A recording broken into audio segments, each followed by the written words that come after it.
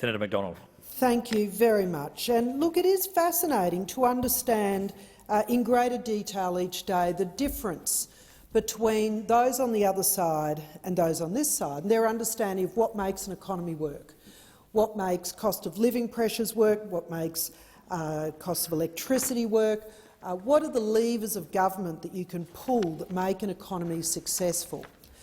And it doesn't matter how many times those opposites say words, it doesn't make them true. It just makes them tediously repetitive. What I want to talk to you about is what it's really like to run a business and run a nation, and how proud I am of the legacy that we have left of the last 9 years, one of only 9 nations in the world to maintain a AAA credit rating following COVID, the greatest economic impact financial shock in the globe since the 1920s. How proud I am of the lowest unemployment rate in 50 years. That means that people are at work in purposeful, meaningful work. That is incredibly important. We have left an economy that is ready to take advantage of the resources boom, the demand for Australia's agricultural industry. We are poised to take advantage of all of that, and we'll just have to see what Labor is going to do with the good fortune that they have been left with. Because the Treasurer has said that the point of his statement was to paint a picture of the economy. That is a gorgeous kind of description, but the economy is not an abstract painting. It requires a plan. It requires tough decisions in tough circumstances. And so what we are facing now, the tough circumstances of today, are higher costs of living that are facing Australians. And so we know what that looks like. It looks like the pain for small businesses who are working 18 hours a day, who are struggling with not being able to find workers to help them to do the jobs. And in regional Australia, that means deliver the services that make everybody else's lives possible.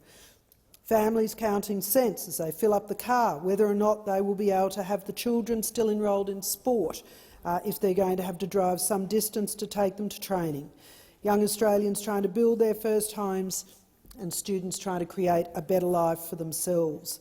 So the economy is not a mystery. The economy is made up of some very practical pieces. And I can tell you that the cost of power prices is one of the things that is crippling small business today, right across the country. And I know that from the days of running my business, there was just not enough margin left in it in order to be able to continue running the business with the prices that we have today. That is terrifying, because my business was providing food to families. These costs of power prices is something that we have to understand, that the conversion to renewable energy takes time. It took 100 years for oil to come in and take over from the horsepower, and yet we want to change our economy within 15 years. Laugh if you will, but it's not a laughing matter for those people who are going to pay the cost of transmission lines, because renewable energy projects that are being built in my part of the world are not hooked up. They're not being hooked up to the power lines because they cannot take the intermittent power voltage that is the result of renewables. And so we don't even have reliable power now in Queensland and renewable places, and yet we're hooking up solar farms and wind farms that are just rusting away because nobody bothered to figure out whether or not the Queensland government would ever plug them in.